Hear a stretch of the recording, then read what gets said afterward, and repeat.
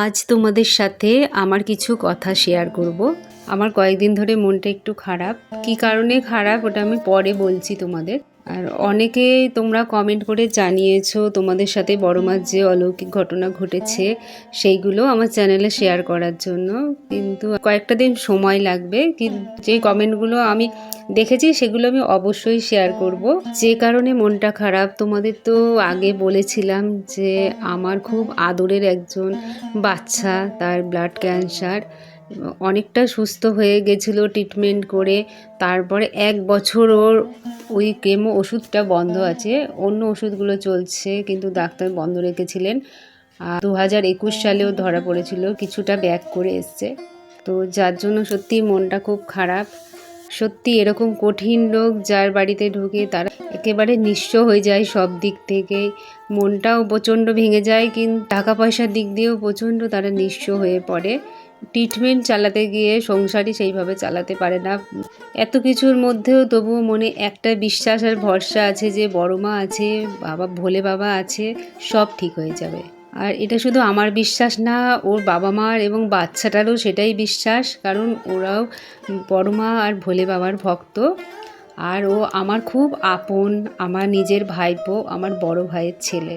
কত মানুষ আছে অল্পতেই হাল ছেড়ে দেয় আর ঈশ্বরের ওপর দোষারোপ করে যে ঈশ্বর আমাদের দেখে না বা আমাদের কথা শোনে না। ঠিক আর্থিক কষ্ট, শারীরিক মানসিক এত কষ্টের মধ্যে দিয়েও কিন্তু এরা ঈশ্বরের নাম করে। আর বড় মার প্রতি, মহাদেবের প্রতি এদের দৃঢ় বিশ্বাস আছে, ভরসা আছে, একদিন সব ঠিক হয়ে যাবে।